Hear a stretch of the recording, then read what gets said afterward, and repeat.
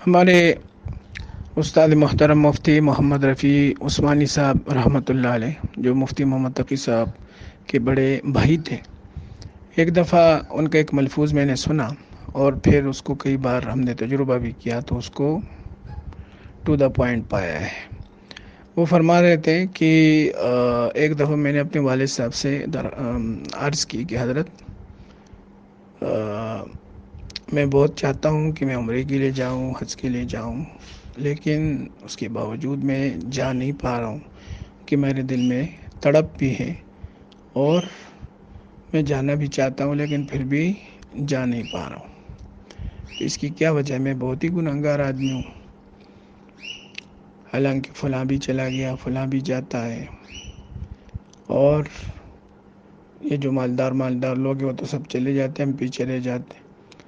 تو والد صاحب نے ان کو بڑا عجیب جواب دیا، فرمایا کہ تم نے اس کے لیے کچھ تیاری کی ہے اپنی بساط کے حد تک کہ نہیں؟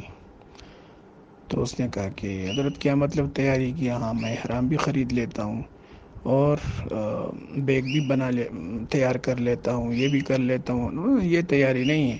فرمایا کہ اس کے لیے جو اسباب ہے اس کی تیاری کرتے ہو کہ نہیں؟ تو وہ کہنے لگے کہ آپ بتا دیجئے کیسے تیاری کروں؟ تو مفتی محمد شفیع صاحب نے فرمایا کہ بھائی، تیاری یہ ہے کہ تم اپنے لیے خریدو ایک خزانہ، اور اس خزانے میں ہر مہینے یا روزانہ کے حساب سے کچھ نہ کچھ ڈالتے رہو، اللہ تعالیٰ کو اپنی تڑپ دکھاؤ۔ تڑپ صرف دعاؤں کا نام نہیں ہوتا، بلکہ جو گراؤنڈ ریئلٹی ہے وہ اللہ تعالیٰ کو دکھانی ہوتی ہے کہ اللہ تعالیٰ، میں تو بالکل دل سے چاہ رہا ہوں، لیکن بس میرے اوقات یہی ہے اور میری توفیق یہی ہے کہ میں اتنا کر سکتا ہوں کہ اپنی تنخواہ میں سے اتنے پیسے میں اس خزانے میں ڈال لوں۔ تو پھر اللہ تعالیٰ دروازے کھول دیتے ہیں۔ تو بہرحال انہوں نے والد صاحب کی جب بات سنی تو فوراً بازار گئے، وہاں سے ایک چھوٹا سا خزانہ خریدا جو اکثر مٹی کا بنا ہوا ہوتا ہے۔ تو وہ فرماتے ہیں کہ میں نے اس وقت کیا تنخواہیں ہوتی تھی، 4-5 روپے تنخواہ ہوتی تھی، کہ میں ہر مہینے اس میں سے 1-2 روپے بچا کر اس خزانے میں ڈالتا رہا۔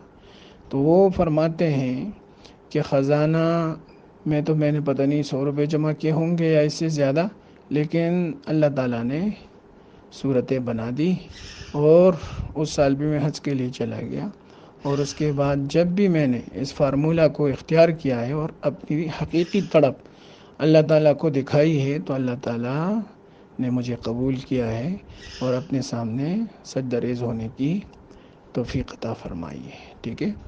تو بہرحال تڑپ اور قسمت جب دونوں جمع ہو جاتے ہیں تو اللہ تعالیٰ پھر راستے کھولتے ہیں، اور اس میں پھر اس کا فرق اللہ کے ہاں نہیں ہوتا کہ یہ اداکار ہے، فنکار ہے یا مولوی ہے، اس وجہ سے کہ اللہ کی نظر میں ساری مخلوقات برابر ہیں۔ ٹھیک ہے؟ اور سب پہ بڑے شفیق ہیں۔